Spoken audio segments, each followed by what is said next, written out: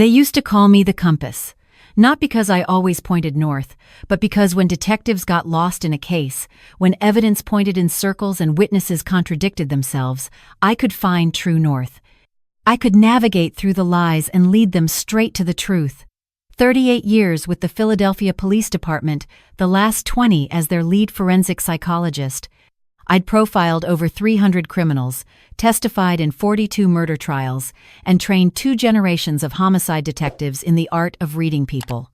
Now I was sitting in a sterile conference room at Riverside Care Facility, watching my grandson Tyler and his fiancée Amber exchange a glance they thought was subtle. It wasn't. I'd seen that look 1,000 times before, in interrogation rooms across Philadelphia. It was the look of co-conspirators who thought they'd already won. "Grandma Helen," Tyler said, his voice dripping with false concern. "We're just worried about you, living alone in that big house, forgetting things. Last week you called me Brandon, remember?" I didn't remember, because it never happened. But I nodded slowly, letting confusion cloud my features. "Did I? I'm sorry, sweetheart." Amber leaned forward, her newly manicured nails drumming on the table. She'd had them done yesterday.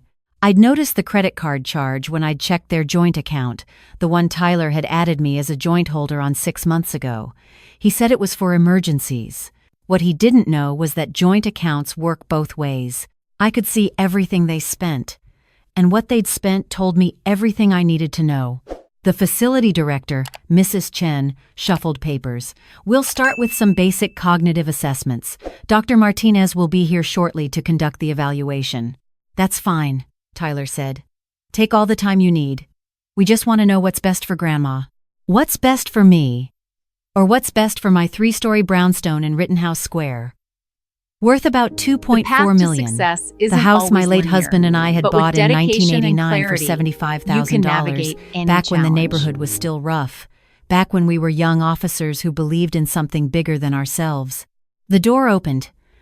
Dr. Martinez walked in, a woman in her mid-50s with sharp eyes behind wire-rimmed glasses. She glanced down at her clipboard, then up at me. Her eyes widened. "Helen Reeves?" she said. "That's right. Dr. Helen Reeves?" The room went quiet. Tyler's smile faltered. "The compass?" Dr. Martinez's voice dropped to a whisper. I smiled. Not the confused elderly woman's smile I'd been wearing. My real smile. The one that used to make suspects nervous. "Hello, Dr. Martinez. It's been a long time." She set down her clipboard slowly. "You taught my forensic psychology course at Penn State. Fall semester 2003. You're the reason I went into geriatric psychiatry. You gave a lecture about elderly abuse and cognitive decline, how predators exploit the perception of weakness." She looked at Tyler and Amber, how they convince families that their loved ones are incompetent when they're anything but. Tyler's face had gone white. Amber's hand found his under the table. "You know," I said, my voice steady now, every trace of confusion gone, "I thought there was something off about 6 months ago. When you started visiting more, Tyler. When you suddenly wanted to help with my finances. When you insisted on being added to my accounts, just in case." "Grandma, I don't know what you're implying." "Let me finish." The words came out with the authority of someone who'd spent 4 decades commanding rooms full of hostile detectives and defense attorneys. Tyler's mouth snapped shut. I pulled a folder from my bag, not a confused elderly woman's purse, but a leather messenger bag I'd carried for 30 years. Inside was documentation I'd been gathering for 3 months. Tyler James Reeves, born the 14th of March, 1997, University of Maryland, dropped out sophomore year. 3 credit cards, all maxed out. Total debt, $67,000. Amber Lynn Foster, born the 3rd of June, 1998. Previously engaged to Robert Winters, age 73, relationship ended when his family filed a restraining order after she attempted to forge his signature on a property deed. Amber shot to her feet. "That's a lie. Those charges were dropped." "They were dropped," I agreed calmly, because Mr. Winters didn't want the publicity, but the court documents exist, filed in Montgomery County, Maryland. Case number 2021CV4782. Would you like me to continue? Dr. Martinez was watching with the expression of someone watching a masterclass. Mrs. Chen had gone pale. I turned to Tyler. "You've withdrawn $43,000 from my accounts over the past 4 months. Small amounts, usually under $2,000, hoping I wouldn't notice. Payments to your credit cards, cash withdrawals, a down payment on a Lexus that's currently parked in your apartment complex. Do you want to know how I know?" Tyler couldn't speak. His hands were shaking. "Because I'm a forensic psychologist, sweetheart. Reading bank statements is kindergarten compared to reading crime scenes. Every transaction told me a story. The flower purchase on February 14th, but you didn't bring me flowers? The jewelry store charge for $2,300, but you didn't propose until April. You were planning this for months." I opened the folder. I started documenting everything. I recorded our conversations. Pennsylvania is a one-party consent state, in case you were wondering. I have you on tape, discussing with Amber how to convince people I was losing it, how you'd stage little incidents, like calling you the wrong name, which I never did, like forgetting our lunch date last Tuesday, when we never had a lunch date. I have my calendar, my phone records, and security camera footage from my doorbell camera. You never showed up, Tyler. Amber grabbed her purse. "We don't have to listen to this." "Actually," Dr. Martinez said quietly, "I think you do. Mrs. Chen, I believe we should contact Adult Protective Services." "Already done," I said. "I called them 3 days ago. In my time leading There's a this detective department, waiting I've learned that outside. true innovation Vincent often Murphy, comes from good unexpected man. places. I trained him 15 It's about years empowering ago. your team to As if explore on new cue, ideas. There was a knock on the door. A man in his 40s with a badge on his belt stepped inside. "Vincent," I said warmly. "Right on time." "Dr. Reeves." He nodded respectfully. "Mr. Reeves, Miss Foster, I'm going to need you to come with me. We have some questions about financial elder abuse." Tyler found his voice. "This is insane! Grandma, tell them! Tell them you wanted me to have access to your accounts. Tell them!" I looked at him, really looked at him. Saw the little boy who used to sit on my lap while I read him detective stories. The teenager who cried on my shoulder when his parents divorced. The young man who'd promised at his grandfather's funeral that he'd always take care of me. "Tyler," I said softly, "I taught a course once on cognitive empathy and psychopathy. Do you know what I learned? That the most dangerous predators aren't the ones who can't understand emotions. They're the ones who understand perfectly, who know exactly which emotional buttons to push, but choose to push them anyway for personal gain." His eyes filled with tears. Real or performed? After 4 decades of studying human behavior, I could usually tell. These looked real. "I needed the money," he whispered. "I was going to pay it back. I was going to." "You were going to have me declared incompetent," I interrupted. "You were going to move me into a facility, sell my house, and split the proceeds. I found the real estate agent's card in your jacket pocket last time you visited. Nancy Hoffman, Coldwell banker. She gave you a market analysis. 2.6 million, actually. Higher than I thought." Amber bolted for the door.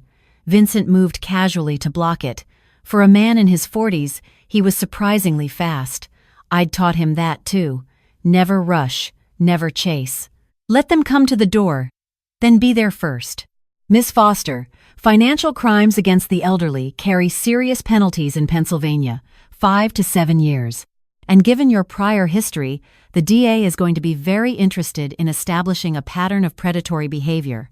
She looked at Tyler. The look of co-conspirators had changed. Now it was the look of rats on a sinking ship, each wondering who would drown first. "Here's what's going to happen," I said, standing up. At 73, I still had the posture I'd maintained through decades of wearing a badge.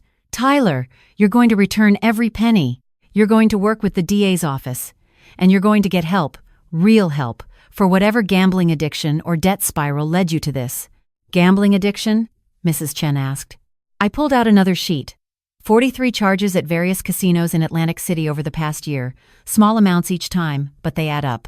He'd drive down every weekend, telling people he was visiting friends. "Tyler, I accessed your EZ Pass records. Every Saturday. Southbound on the Atlantic City Expressway." Dr. Martinez shook her head slowly.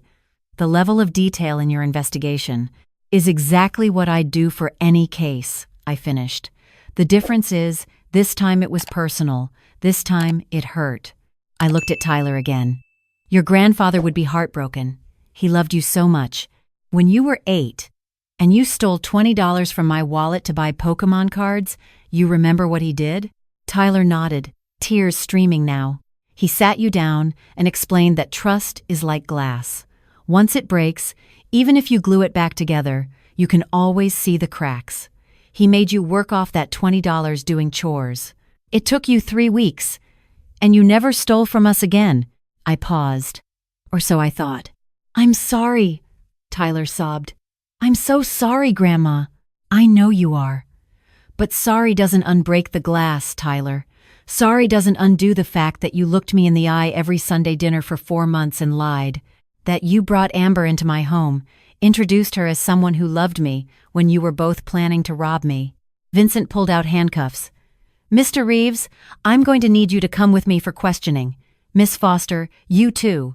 As they led Tyler away, he looked back at me one last time. Are you really going to press charges? I thought about that. About the scared little boy and the broken young man.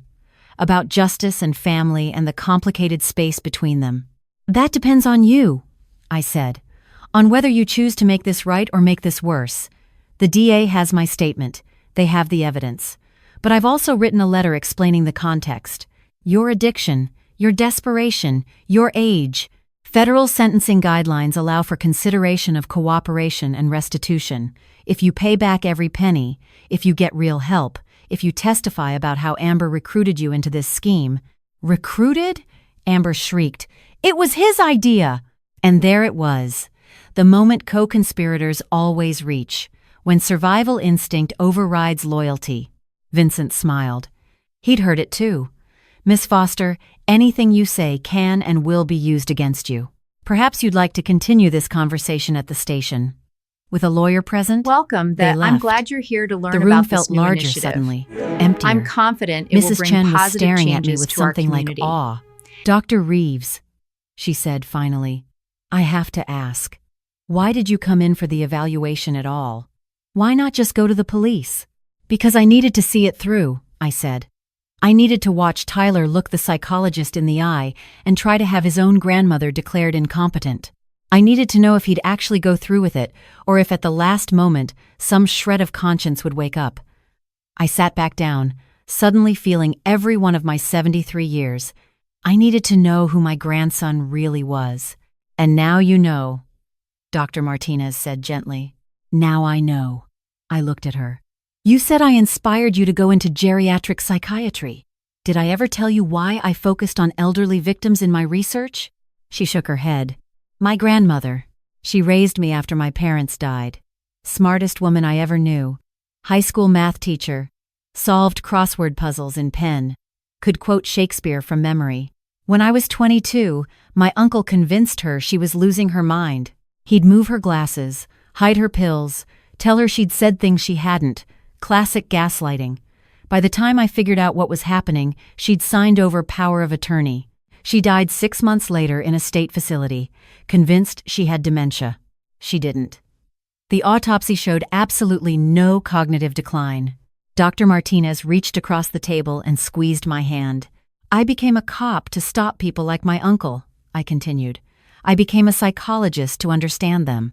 And I became the compass because I never wanted another family to lose someone the way we lost my grandmother. That's why I taught. That's why I lectured. That's why I wrote papers that nobody read about a problem nobody wanted to acknowledge. People read them, Dr. Martinez said. I read them. I built my entire practice around your research. Early intervention, family counseling, legal advocacy for elderly abuse victims. We've helped hundreds of people, Dr. Reeves. Because of you. It was a nice thought, but right now it felt hollow. I couldn't even help my own grandson, I said. You did help him, she replied. You stopped him before he destroyed himself completely. Financial crimes can be repaid. A conscience that dies? That's forever. Mrs. Chen cleared her throat. Dr. Reeves, I think perhaps you should know. Tyler called us 3 weeks ago to schedule this evaluation. He described symptoms of severe cognitive decline, forgetting family members, getting lost, driving, paranoid delusions. He was very convincing. He learned from the best, I said bitterly. I taught him how to observe, how to analyze, how to present evidence. I just never taught him why we do those things. I taught him the skill without the ethics. That's not true, Dr. Martinez said firmly. You taught everyone you met about integrity, about using power to protect, not exploit. Tyler chose not to listen. That's on him, not you. We sat in silence for a moment. The evaluation, I said finally. You still need to do it, right? For the record? Dr. Martinez smiled. Dr. Reeves, I'm going to ask you to count backwards from 100 by sevens. 100, 93, 86, 79, 72, 65, 58, 51, 44, 37, 30, 23, 16, 9, 2. Who is the current president? I told her. What year is it? I told her. Can you spell world backwards? Day-Low, R-O-W. She made notes. Dr. Reeves, in my professional opinion, you show no signs of cognitive decline. Your memory is excellent, your reasoning is sound, and your capacity for complex problem-solving clearly exceeds that of most people half your age. She looked up. I'm going to recommend that any petition for guardianship or conservatorship be denied. I'm also going to recommend that Adult Protective Services investigate your grandson and his fiancée for attempted financial exploitation of a vulnerable adult. I'm not vulnerable, I said automatically. You're 73, she replied gently. By legal definition, you're in a protected class. And thank God for that, because it means what they tried to do carries serious consequences. I left the facility an hour later. Vincent had offered to drive me home, but I declined. I wanted to walk. I wanted to think. Philadelphia in late October is beautiful. The leaves were turning, gold and red against brick buildings that had stood since before I was born. I'd walked these streets as a rookie cop, as a detective, as a psychologist. I'd seen this city at its worst and its best. My phone rang. Unknown number. I answered anyway. Dr. Reeves? This is Nancy Hoffman from Coldwell Banker. I want to share I a story understand about there's how been a dedication misunderstanding and a clear about vision listing can your truly property. change the trajectory I want of your you to career. know I had It no started about idea 10 about the years ago, circumstances. right here in this office. Your grandson told me you were moving to a care facility voluntarily. I'm sure he did, I said. For what it's worth, I'm sorry. And if you ever do decide to sell, for real, I'd be honored to work with you. Your home is spectacular. Thank you, Nancy. I'll keep that in mind. I hung up, kept walking, found myself at the cemetery where my husband was buried. Robert James Reeves. Officer, detective, lieutenant, captain, beloved husband, father, grandfather, the steady hand. They'd called him that because in 30 years on the force, nobody had ever seen him lose his temper. Not during riots, not during protests, not during the endless political battles that come with wearing a badge in a major city. He was the steady hand that kept everyone else calm. Rob, I said to the headstone, our grandson tried to steal from me today. Well, not just today, for months. He would have had me locked away if I hadn't figured it out. The wind rustled through the oak trees overhead. I know what you'd say, that he's young, that he made a mistake, that everyone deserves a second chance, and you'd be right. You were always right about the big things. I sat down on the bench next to his grave. But it hurts, Rob. It hurts so much. Not the money, the betrayal, the fact that he could look at me and see a mark instead of his grandmother. A jogger passed by, a young mother with a stroller, an elderly man walking a small dog. Life, continuing around me while I sat with my grief. My phone rang again. Tyler's mother. My daughter-in-law. Jennifer. Helen, she said, her voice tight. I just got a call from the police. They said Tyler's been arrested. They said something about financial abuse. What's going on? I told her. All of it. The withdrawals, the planning, the fake evaluation. She listened in silence. Oh God, she whispered when I finished. Oh God, Helen, I'm so sorry. I had no idea. He told me he was visiting you, spending time with you. He said you were lonely. I am lonely, I said. Just not in the way he thought. What can I do? How can I help? Get him a good lawyer. Get him a good therapist, and maybe examine how he got to a place where this seemed like a reasonable solution to his problems. You think it's my fault. Not a question. an accusation wrapped in guilt. "I think it's nobody's fault and everyone's fault," I replied. "I think we live in a world that teaches young people they deserve success without showing them how to earn it. I think Tyler grew up comfortable and never learned to handle discomfort. I think he saw his grandfather and me as relics of a different era, and when he needed money, he figured we wouldn't miss it. He's going to prison, isn't he? Maybe. Probably not. If he cooperates and makes restitution. First offense, nonviolent addiction issues. A good lawyer can work with that. You're not going to help him?" The question caught me off guard. "Jennifer, I'm the victim here. I'm the person he stole from, the person he tried to have declared incompetent. Why would I help him? Because you're his grandmother. Because you're better than this. Better than this. Better than wanting justice? Better than expecting consequences?" "I wrote the DA a letter," I said carefully, explaining context, explaining Tyler's gambling addiction and the pressure he was under. I told them I believe in rehabilitation over punishment, but I'm not going to pretend this didn't happen.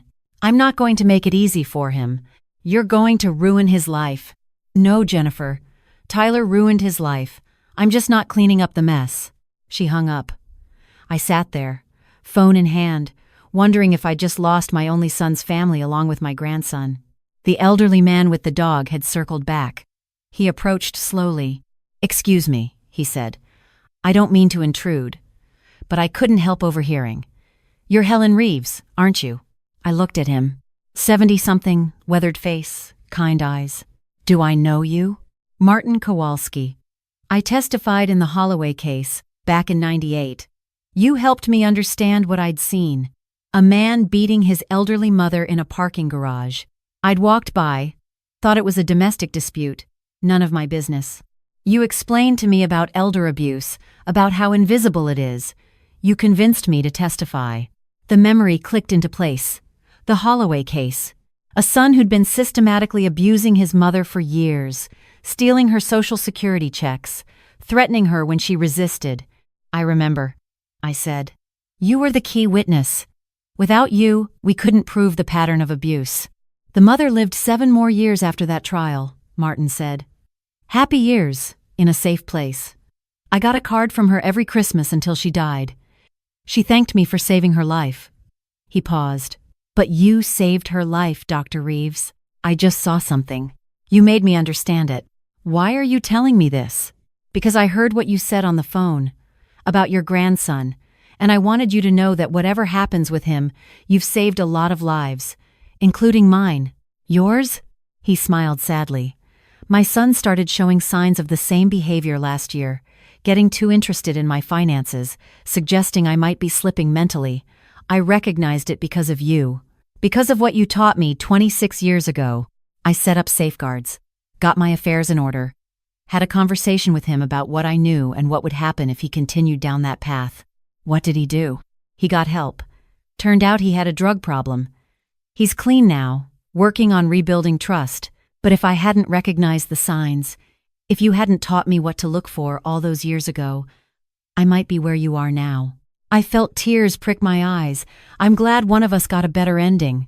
"Your ending isn't written yet," Martin said. "Give it time." He walked away, his small dog trotting beside him. I sat there as the sun dropped lower, as the cemetery grew quiet, as my phone stayed silent. Finally, I stood up, touched Rob's headstone one more time. "I don't know what to do," I told him. "I don't know how to be his grandmother and his victim at the same time. I don't know how to protect myself without destroying him." The wind picked up. In my head, I heard Rob's voice. Not from memory, exactly. More like the internal compass I'd developed over 47 years of marriage. "You do what you always do, Helen. You tell the truth. You let the consequences happen, and you stay who you are." I walked home as darkness fell. My brownstone glowed warm in the streetlights. 3 stories of history, of memories, of a life built brick by brick, year by year. Tyler wanted to take this from me. Not just the house, but the dignity of living in it. The right to make my own choices. But he hadn't succeeded. The compass still pointed true north. I'd navigated through his deception and found the truth. Inside, the house felt empty. I turned on lights, made tea, Sat in the living room where Rob and I had sat for decades, where we'd raised our son, where we'd welcomed Tyler as a baby. My phone buzzed. A text from Vincent. Thought you'd want to know. Tyler is cooperating. Gave us detailed statements about the gambling debts, the planning, everything. Miss Foster lawyered up, isn't talking. DA is offering Tyler a deal. Probation, restitution, mandatory counseling. No jail time if he completes the program. He asked if he could talk to you. I said I'd ask. I stared at the message for a long time. Another text. No pressure, your call. What would Rob do? What would the steady hand do? He'd listen.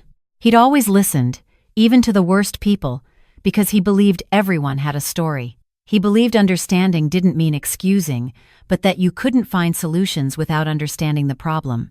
I typed back, tell him he can write me a letter. Tell him I'll read it.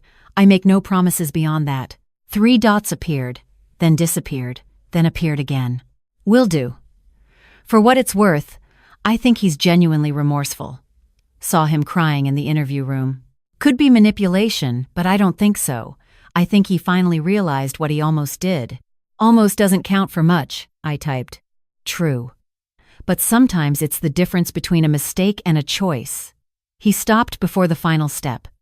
When Dr. Martinez recognized you, he could have doubled down. Instead, he fell apart. That says something. Did it? I wasn't sure anymore. 40 years of reading people. And I couldn't read my own grandson. I went upstairs to my bedroom, looked at the photo on my nightstand. Tyler at 8, grinning, holding up a fish he'd caught on a camping trip with Rob.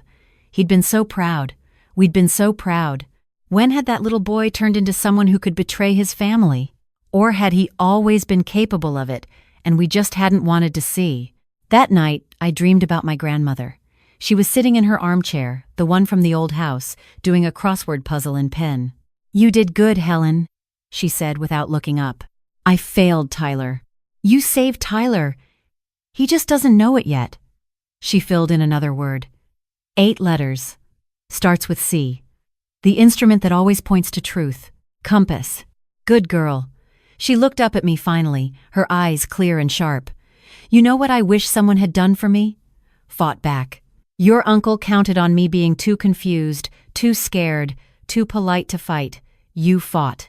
That's what we teach them, Helen. That's the lesson. What lesson? That we're not easy targets. That age doesn't equal weakness. That the compass still knows where north is, even when everyone else is lost.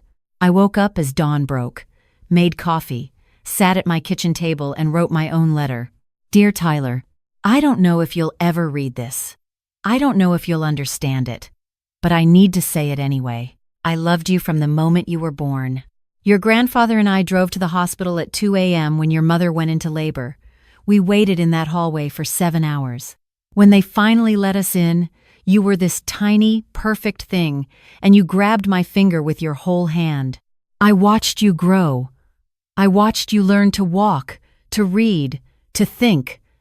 I watched you become a young man with potential and promise, and I still see that person, Tyler. Even now, even after everything, I still see who you could be. But I also see who you chose to be. You chose to view me as a target instead of your grandmother. You chose to exploit my age instead of respecting my experience. You chose to plan my institutionalization rather than have an honest conversation about your problems. Those were choices. Not mistakes, not accidents, not moments of weakness. Calculated choices over months. I can forgive you. I probably will forgive you, eventually. But I cannot forget what you showed me about who you are, and I cannot pretend it didn't happen. If you want to rebuild trust, you have a long road ahead. You need to repay every penny. You need to get real help for your gambling addiction. You need to understand why you thought this was acceptable. And you need to prove, through years of changed behavior, that you've become someone different. I hope you do. I hope someday we can sit together again and I can look at you without seeing the person who tried to steal my dignity. But until then, I need distance. I need safety. I need to be the compass for myself, not just for everyone else. Your grandfather would want you to know that he loved you, that he believed in second chances, that he thought everyone had the capacity to change. I want to believe that too. Prove us right. With love and consequences, Grandma Helen, I sealed the letter, addressed it to the county jail where Tyler was being held, walked to the post office and mailed it before I could change my mind. 3 weeks later, I got a response. Tyler's handwriting was shaky, his words messy. He'd written 17 pages, front and back. He told me about the gambling, about how it started small, just a fun weekend trip, how it became a need, an addiction, a monster that controlled him, how the debts piled up, how he panicked, how Amber suggested the plan, and how he convinced himself it was okay because you're old anyway, you'd probably end up in a facility soon. This was just speeding up the inevitable. He told me about the moment Dr. Martinez recognized me, how everything he'd been telling himself collapsed, how he saw himself clearly for the first time in months. He told me he'd enrolled in Gamblers Anonymous, that he'd broken up with Amber, that he was working with the DA to make full restitution, that he knew he didn't deserve forgiveness but he was going to try to earn it anyway. And at the end, he wrote, "Grandpa Rob used to say that trust is like glass. I broke our glass, Grandma. I know I can never make it perfect again. But if you let me, I'd like to spend the rest of my life trying to glue the pieces back together, even if you can always see the cracks, even if it's never the same. I just want to try." I read that letter 3 times. Then I put it in a drawer with all the other important documents of my life. Court testimonies, awards, photos, letters from victims' families thanking me for helping. Now Tyler's letter, promising to do better. Words were easy, actions were hard. Time would tell which one he chose. 6 months later, I received a check. First installment of restitution, $2,000. Tyler had gotten a job as a security guard, working nights. It wasn't much, but it was honest money. A year later, he'd repaid $15,000. He sent a letter with each payment, small updates, therapy progress, GA meetings, steps he was taking. I didn't respond. Not yet. But I kept the letters. 2 years later, he'd repaid everything, $43,000 plus interest I'd insisted on. The DA closed the case. Tyler's record, because he'd cooperated and completed his probation, was eligible for expungement after 5 years. He sent one final letter. "I know I don't have the right to ask anything of you, but if you're willing, I'd like to meet for coffee. Just to talk, just to let you see who I'm trying to become. If you're not ready, I understand. I'll wait as long as it takes." I thought about it for a week. Asked Dr. Martinez what she thought. "Do you want to see him?" she asked. "I don't know. Part of me does. Part of me thinks it's too dangerous, that I'll let my guard down and he'll hurt me again." "You're the compass," she said gently. "You've spent 40 years learning to read people. Trust your training. Meet him in public. Bring a friend if you want. But give yourself permission to see if he's changed." So I did. We met at a coffee shop in Center City. Neutral territory. Public. Easy to leave if I needed to. Tyler arrived early. I watched him through the window for a moment before going in. He was thinner, older looking. The cocky confidence was gone. He looked like someone who'd been through something hard and come out different. He stood when I entered. Didn't move toward me, didn't try to hug me. Just stood, respectfully, and waited for me to approach. "Grandma," he said quietly. "Tyler." We sat. Ordered coffee. The silence was uncomfortable. Finally, he spoke. "Thank you for coming. I wasn't sure you would." "I wasn't sure either. I've wanted to apologize to you in person for 2 years. But I kept thinking, what right do I have? What words could possibly make this okay?" "None," I said. "No words make it okay." "I know." He stared at his coffee. I replayed that day at Riverside Care 1,000 times. The moment Dr. Martinez recognized you. The moment I realized what I'd become. I wanted to disappear. To die. To do anything except face what I'd done. But you didn't disappear. No. I decided if I was going to be that person, if I was going to be someone who tried to steal from his own grandmother, then I needed to own it. Face it. Fix it. Or at least try. He looked up at me. "I'm not asking for forgiveness. I'm not asking for our relationship back. I'm just asking if you'll let me show you, over time, that I'm different. That I learned. That I'm trying." I studied him. used every skill I'd developed over 4 decades of reading people, looked for the micro-expressions that would tell me if he was lying. The eye movements, the hand positions, the verbal hesitations that marked deception. I didn't see them. What I saw was shame. Real, deep, unbearable shame. The kind that changes people. "Tell me about your therapy," I said. He did. Talked for 20 minutes about his counselor, about the work he'd been doing to understand his addiction, about the patterns he'd identified in his thinking. "My therapist asked me when I stopped seeing you as my grandmother and started seeing you as a solution to my problems," he said. I couldn't answer. It wasn't one moment. It was gradual. Little rationalizations. "She's old. She won't need the money much longer. She'd want to help me if she knew. It's not really stealing if it's family money." Each thought made the next one easier. "That's how corruption works," I said. "Small compromises that lead to bigger ones." That's what my therapist said. She said I was ethically deskilled, that I'd lost the ability to recognize how far I'd drifted from my values. "Do you have your values back?" "I'm working on it, every day. It's like rebuilding a house that burned down. You can't just patch the damage. You have to dig down to the foundation and start over." We talked for 2 hours. About his recovery, his job, his plans, about the gambling addiction and how he was managing it, about Amber, who'd been convicted of attempted financial exploitation and served 8 months. "I'm glad you stopped me," he said as we prepared to leave.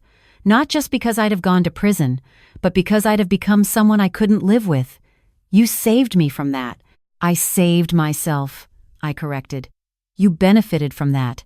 Don't make me into your savior, Tyler. I was protecting myself." "I know. But the result is the same. I'm better now than I would have been." "Outside," he paused. "Can we do this again? Meet for coffee?" I thought about it. About trust in glass, and whether some things can be repaired. "Maybe," I said. "Let's see." He nodded. Accepted it. Walked away without pushing. That night, I called Dr. Martinez. "I saw him," I said. "How did it go?" "He seems different. Genuinely different. But I don't know if I can trust that." "You don't have to decide today," she said. "Trust is rebuilt slowly.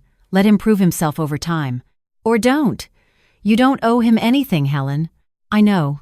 But the truth was, I wanted to see if he could change. I wanted to believe that the little boy who caught fish and held my finger still existed somewhere under the mistakes and the addiction and the betrayal." We met monthly for a year. Coffee, lunch, walks in the park. I kept him at arm's length, watched for red flags, maintained my boundaries. They never came. What came instead was consistency. He showed up when he said he would. He didn't ask for money, didn't ask for trust, didn't ask for anything except the chance to keep showing me he'd changed. 3 years after that day at Riverside Care, Tyler called me. "Grandma, I'm getting married." Not to Amber, obviously. To someone I met in GA. Her name is Rachel. She knows everything about what I did. I told her on our second date because I didn't want to build a relationship on lies. How did she react? She asked if I'd made it right. I told her I was trying. She said that's all anyone can do. She sounds smart. She is. She's also the daughter of an elderly abuse victim. Her grandfather was financially exploited by a caregiver, so she understands what I almost became. A pause. "I'd like you to meet her, if you're willing." I met Rachel the following week. She was 31, a social worker who specialized in elder care. She had kind eyes and a firm handshake, and she looked me straight in the eye when she said, "Dr. Reeves, I know what Tyler did. I know you have every reason not to trust him, but I've watched him work on himself for 2 years now. I've seen him face his demons. I believe he's different." "People can pretend to be different," I said. "They can. But not for 2 years. Not in the intimate ways I've seen. Tyler wakes up some nights crying about what he almost did to you. He volunteers at a senior center, teaching computer skills to elderly people. He's in therapy twice a week. This isn't performance, Dr. Reeves. This is penance." We talked for an hour. About her work, her family, her grandfather who'd lost everything to a con artist caregiver. "That's why I do what I do," she said. "So other families don't lose their elders the way we lost Grandpa Joe. Not to death, but to exploitation." That's why I did what I did too, I said quietly. She understood. I could see it in her eyes. Tyler married Rachel 6 months later. I went to the wedding, sat in the third row, watched him promise to honor and cherish and protect, watched him cry when she walked down the aisle. At the reception, he approached me carefully. "Thank you for coming," he said. "I wouldn't have missed it. I want you to know, I'm going to spend the rest of my life proving I deserve this. Her, you, all of it." "Good," I said. "That's exactly what you should do." He smiled. A real smile, not the smug grin from Riverside Care. Grandpa Rob would have liked Rachel. He would have, I agreed. She's got steel in her spine. Like someone else I know. We stood there for a moment. The broken glass between us still visible, cracks still obvious, but held together. Functional, if not perfect. "Tyler," I said, "I'm proud of you. Not for what you didn't do, but for what you chose to become after." He hugged me then. I let him. It felt different than it used to. More tentative, more aware of its fragility, but it felt real. 4 years after that day at Riverside Care, Tyler and Rachel had a baby, a girl. They named her Helen. "We want to honor strong women," Rachel said when she told me. "Women who don't break when they should, women who fight back." I held baby Helen in my arms and thought about my grandmother, about all the women who weren't lucky enough to have someone fight for them, about the system that protects some and fails others. "She has your eyes," Tyler said. "God help her," I replied, but I smiled. That night, alone in my brownstone, I thought about the journey, from that conference room to this moment, from betrayal to something like redemption. Tyler would never be the grandson he was before. That relationship was gone, destroyed by his choices. But maybe, slowly, we'd built something new, something honest, even if it was more fragile. The compass still pointed north, but north looked different now. I pulled out my old lecture notes, the ones from that class doctor, Martinez remembered. The ones about elder abuse and cognitive decline and how to protect the vulnerable. I started updating them, adding new research, new statistics, new stories, including my own. 3 months later, I gave a lecture at Penn State, my first in 5 years. The room was packed with students, social workers, law enforcement. I told them about the compass, about 38 years in forensic psychology, about the cases I'd solved and the lives I'd saved. Then I told them about Tyler. The room went silent. "I tell you this," I said, "not to shame my grandson. He's given me permission to share his story because he believes, like I do, that silence protects abusers. I tell you this so you understand that elder abuse doesn't always look like a stranger. Sometimes it's the person you raised, the person you love, the person you'd never suspect." I showed them the bank statements, the documented evidence, the investigation I'd conducted. "This is what survival looks like," I said. "Not passive acceptance, not victimhood, but active, skilled, determined self-protection." I used every tool I'd learned in 4 decades of law enforcement, and I used them on my own family. A hand went up. "Young woman, maybe 25. Do you regret it? Exposing him?" "I regret that it was necessary," I said. "I don't regret that I did it. The alternative was losing myself, my home, my autonomy, my dignity." Another hand. "Did your family forgive you? For prosecuting him?" "Some did. Some didn't. My daughter-in-law still barely speaks to me. She thinks I was too harsh. That family should protect each other." I paused.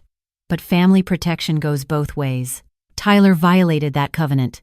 I was protecting myself." "How do you live with that?" the young woman asked. "The family division?" "Imperfectly," I said honestly. "Some days I feel like I did the right thing. Some days I wonder if I should have handled it differently. But then I remember that conference room, Tyler's smug face, Amber's confident smile, the plan they had to steal everything my husband and I built." I looked at the audience. "I teach you this. You are not required to sacrifice yourself to maintain family peace. You are not required to be a victim to be a good grandmother, a good mother, a good daughter. You are allowed to fight back. You are allowed to protect yourself. And anyone who tells you otherwise is enabling your abuse." The room erupted in applause. After the lecture, students lined up to talk to me. to share their own stories of elderly family members being exploited, to ask advice, to thank me for speaking up. Dr. Martinez found me afterward. "That was powerful," she said. "It was necessary," I replied. "Will Tyler be okay with you sharing so publicly?" I showed her my phone, a text from Tyler, "Watched your lecture online. Proud of you, Grandma. If my story helps even one person, it's worth the embarrassment." "He's really changed," Dr. Martinez observed. "He's really trying," I corrected. "That's all any of us can do." I'm 78 now, 5 years since that day at Riverside Care. Tyler visits monthly with Rachel and little Helen, who's starting to talk. He's been sober from gambling for 5 years. He's working as a counselor at a addiction treatment center, helping others avoid the mistakes he made. The glass is still broken between us, but we've learned to live with the cracks. I still live in my brownstone, still walk the streets of Philadelphia, still answer emails from victims seeking advice. They still call me the compass. Not because I always point north, but because I know how to find true north even when everything else is spinning. Tyler gave me a gift last Christmas, a brass compass engraved with words from my grandmother. True north never changes, even when we get lost. I keep it on my desk, next to photos of Rob, of my grandmother, of the life I've built and protected and refused to surrender. Some nights, when the house is quiet, I take out that compass, watch the needle settle, think about direction and choice, and the difference between who we are and who we choose to become. Tyler made bad choices, terrible choices, choices that nearly destroyed both of us. But then he made different choices, hard choices, choices to face what he'd done and try to become better. I don't know if that's redemption. I don't know if glass can ever be unbroken. But I know this. The compass still points north. And Tyler, slowly, painfully, is learning to read it. That's something. Maybe that's everything.